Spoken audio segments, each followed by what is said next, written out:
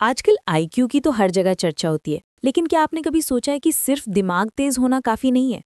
कई बार देखा है कोई इंसान पढ़ाई में टॉप करता है, लेकिन रिश्तों में या काम के प्रेशर में गड़बड़ आ जाता है। यहाँ पर एक चीज बहुत काम आती है, इमोशनल इंटेलिजेंस या ईक्यू। सही पकड़ा आपने। देखिए, ईक्यू का मतलब है अपनी और दूसरों की भावनाओं को पहचानना, समझना और उन्हें सही तरीके से मैनेज करना। डैनियल गोलमैन ने इस कॉन्सेप्ट को पॉपुलराइज किया था और उन्होंने ईक्यू के 4 मेन कंपोनेंट्स बताए हैं। चलिए अब एक एक करके इनको खोलते हैं। सबसे पहले आता है सेल्फ अवेयरनेस, यानी खुद की फीलिंग्स, अपनी स्ट्रेंथ्स, वीकनेसेस, वैल्यूज, इन सब को पहचानना। जैसे अगर आपको पता है कि किसी सिचुएशन में आपको जल्दी गुस्सा आ जाता है, तो ये आपकी सेल्फ अवेयरनेस है। और उसके बाद आता है सेल्फ रेगुलेशन।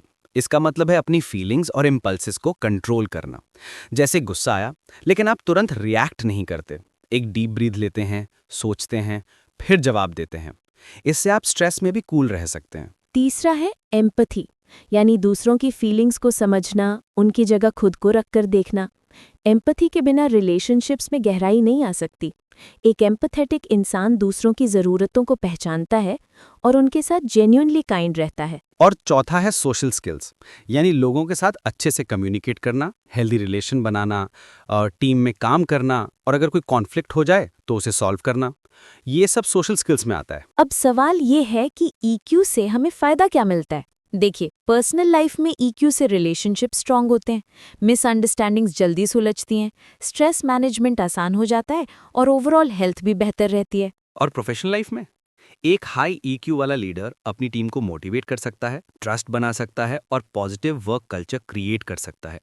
रिसर्च भी यही कहती है कि हाई ईक्यू वाले लोग अपनी जॉब में ज्यादा सक्सेसफुल होते हैं और जल्दी प्रमोशन पाते हैं। एक बात और, ईक्यू कोई जन्मजात टैलेंट नहीं है। इसे सीखा और डेवलप किया जा सकता है। इसके लिए प्रैक्टिस और सेल्फ रिफ्लेक्शन चाहिए। बिल्कुल। जैसे जब भी कोई स्ट्रांग फीलिंग आए, खुद से पूछिए, मैं भी क्या फील कर रहा हूँ? सिर्फ गुस्सा या उसके पीछे कुछ और भी है? अपनी फीलिंग्स को नाम दीजिए, जैसे फ्रस्ट्रेशन, लोनलीनेस, एक्साइटमेंट। सिर्फ गुड या बैड मत कहिए। और जब कोई टफ सिचुएशन हो, तुरंत रिएक्ट मत कीजिए। एक पॉज लीजिए, डीप ब्रीथ लीजिए, फिर सोच समझ कर रिस्पॉन्ड कीजिए। इससे आपकी इम्पल्सिव रिएक्शंस कम होंगी। और एक और टिप, एक्टिव लिसनिंग। जब कोई बात कर रहा हो, पूरी तरह प्रेजेंट रहिए, बीच में मत काटिए। उनकी बॉडी लैंग्वेज और टोन पर भी ध्यान दीजिए। और जब वो बात खत्म करें तो उनकी बात को अपने शब्दों में दोहराइए। इससे सामने वाले को लगेगा कि आपने सच में समझा है। फीडबैक भी ओपन माइंड से लीजिए। अगर कोई आपकी फीलिंग्स या बिहेवियर पे कुछ कहता है तो उसे पर्सनल अटैक मत समझिए। इसी ग्रोथ के चांस की तरह देखिए। और अगर आप थोड़ा और डीप जाना चाहते हैं तो जर्नलिंग ट्राई कीजिए। रोज अपनी फीलिंग्स, ट्रिगर्स और रिएक्शंस लिखिए। इससे आपको अपने इमोशनल पैटर्न समझने में बहुत मदद मिलेगी। देखिए, ईक्यू डेवलप करना एक दिन का काम नहीं है, ये लाइफ लॉन्ग प्रोसेस है। लेकिन जैसे जैसे आप इस पर काम करेंगे, आपकी लाइफ, रिलेशनशिप्स और सक्सेस की डायरेक्शन बदल जाएगी। और जब अगली बार आपको लगे कि स्ट्रेस में है या किसी से झगड़ा हो रहा है, तो एक डीप ब्रीथ लीजिए और ईक्यू के 4 कंपोनेंट्स याद कीजिए। Self awareness, self regulation, empathy and social skills. यही है असली समझदारी।